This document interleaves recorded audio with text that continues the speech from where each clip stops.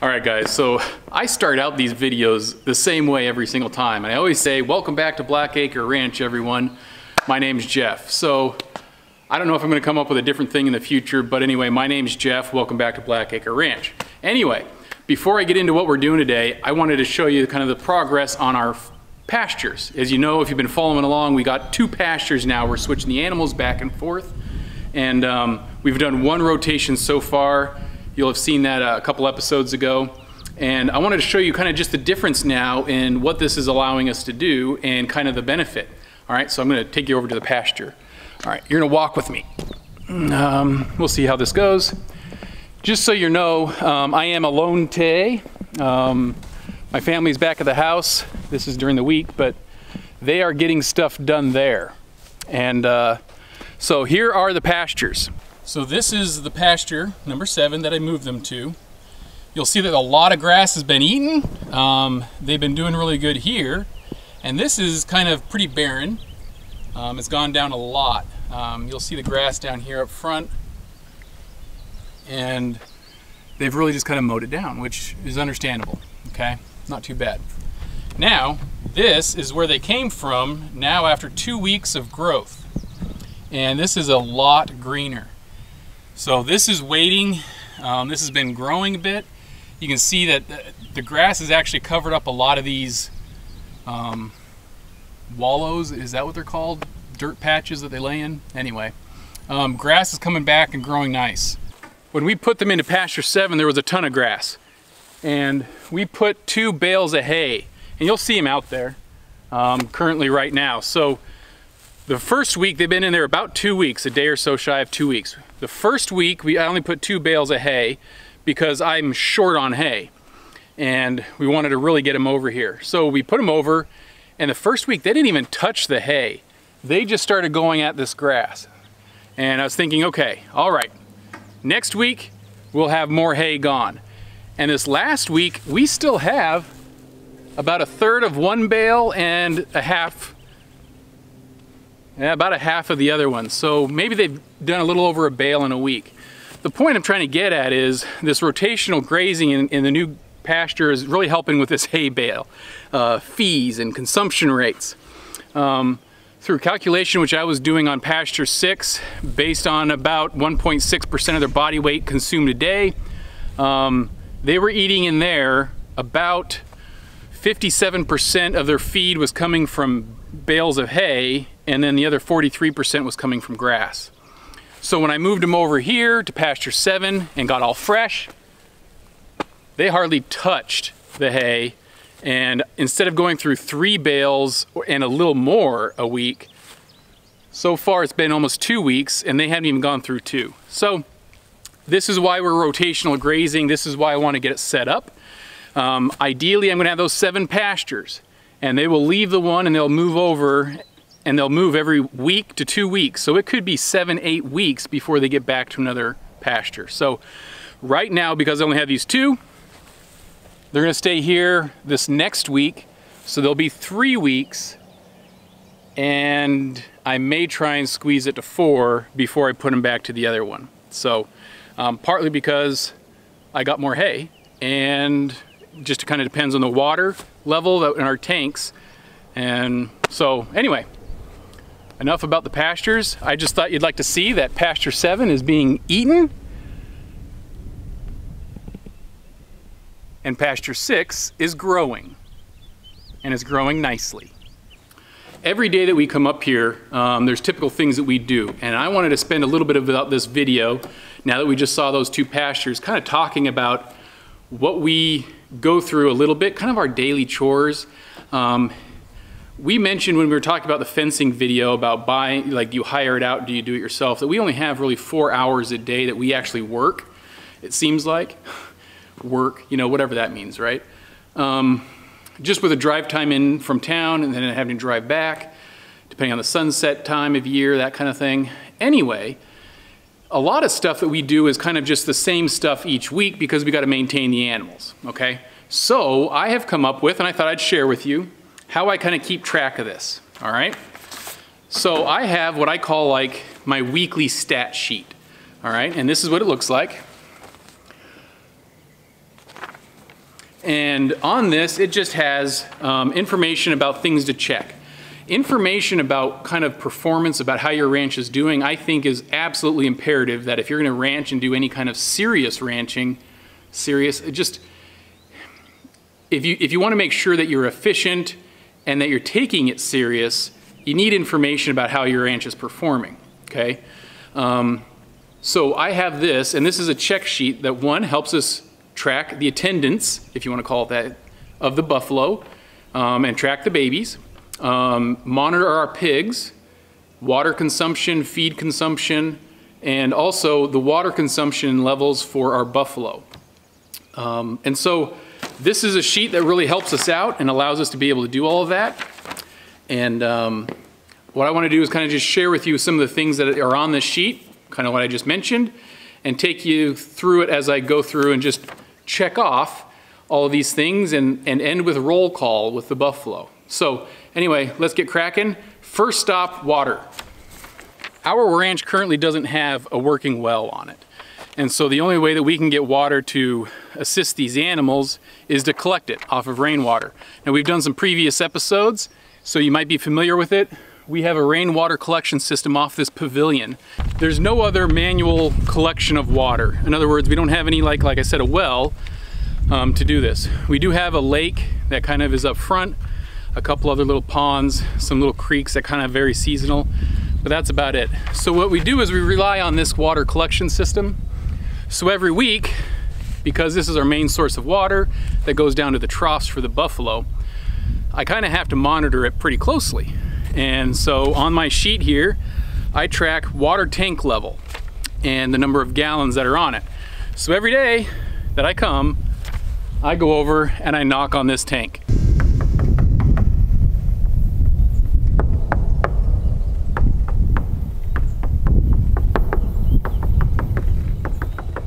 This one has 3,000 gallons.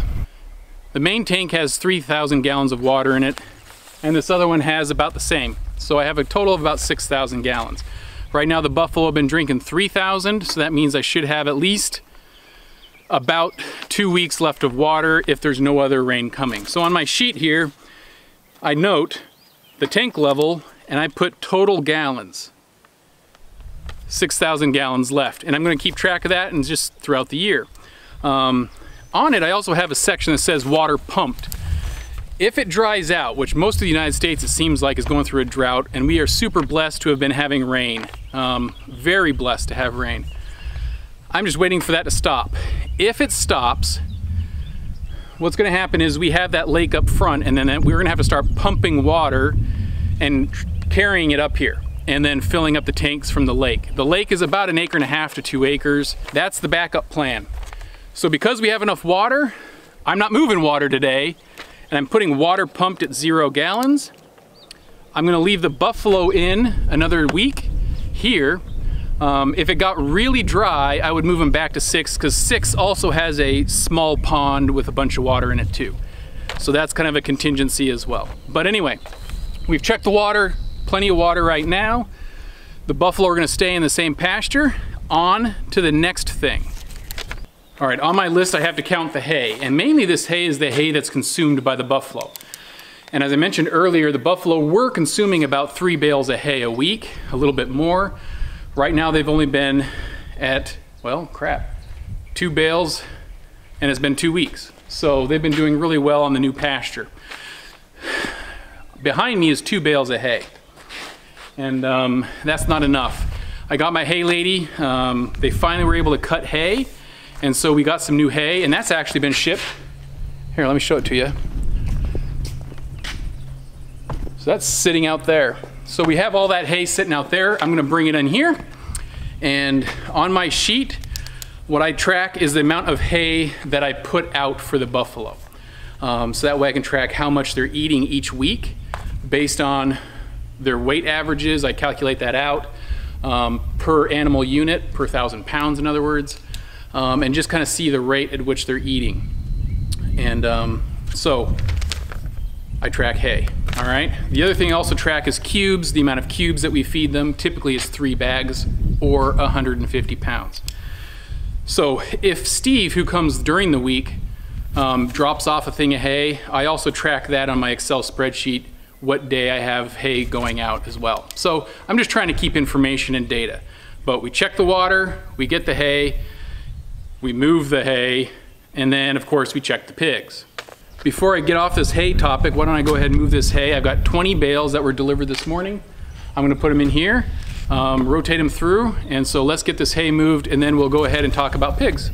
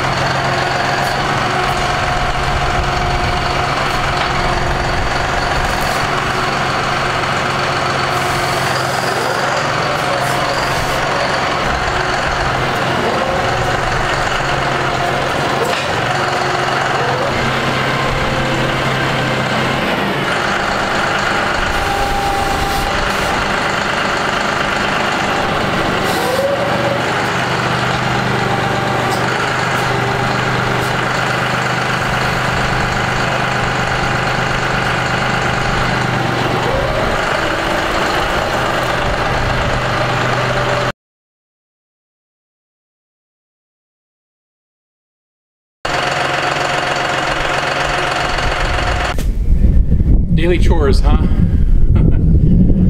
That didn't go according to plan along every step, so there's a number of things you can learn from in this. You figure it out. There's a lot of things I'm not going to do again. Wow. Wow.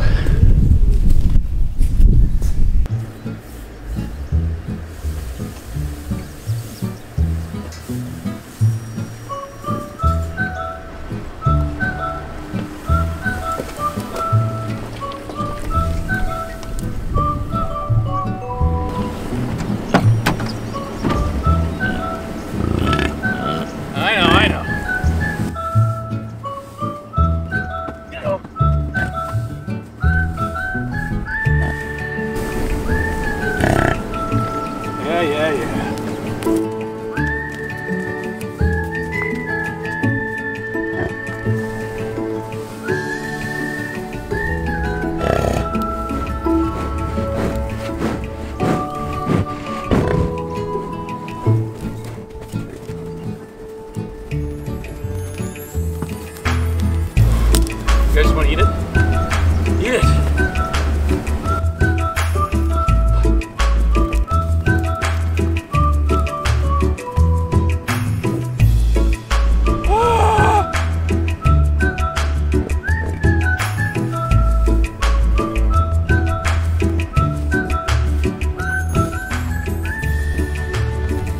Put some in the other bale, hey, ring.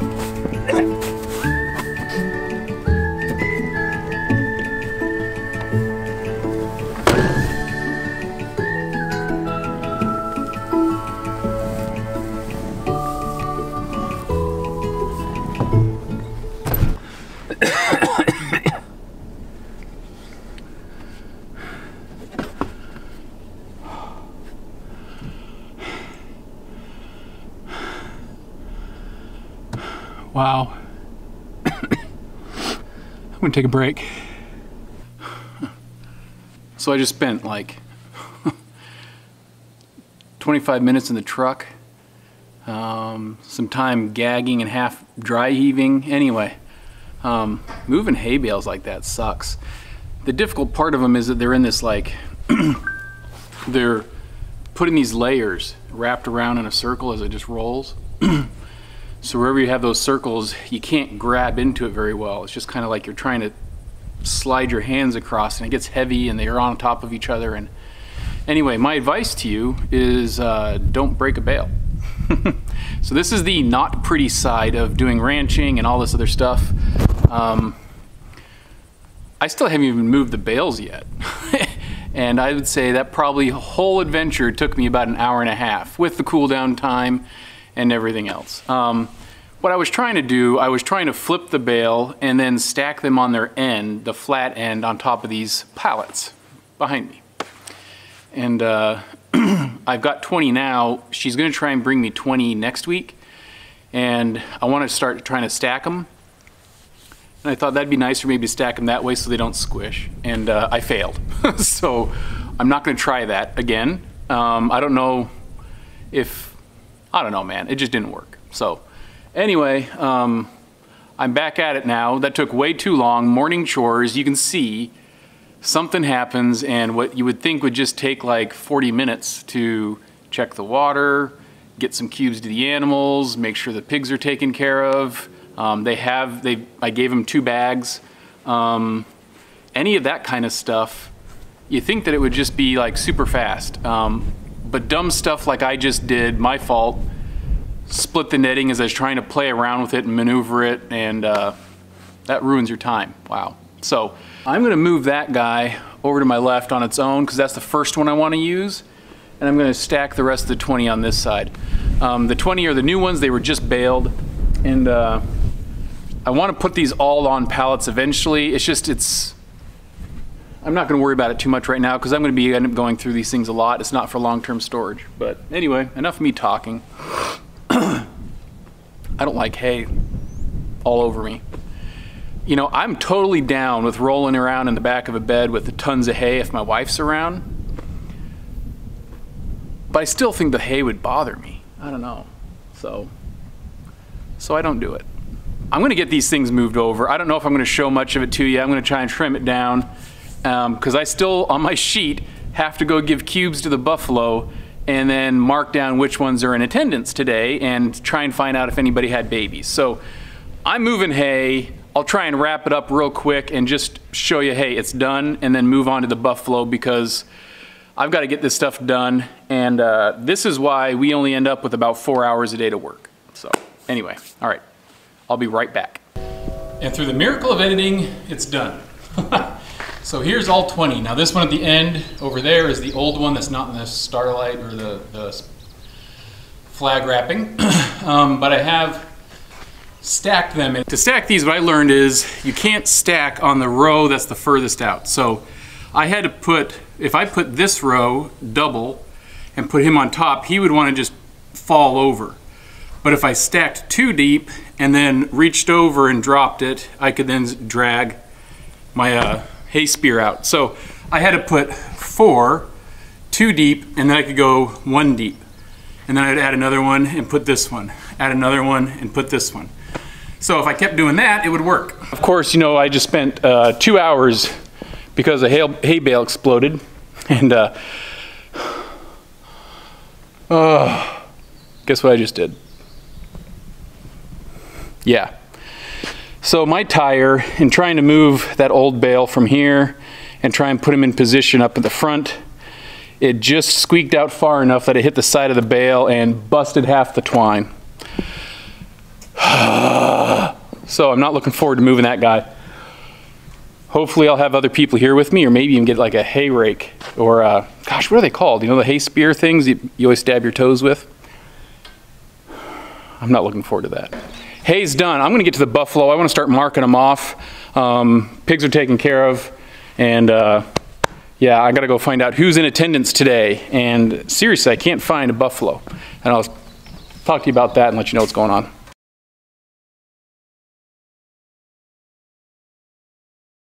with you. I wanna stay with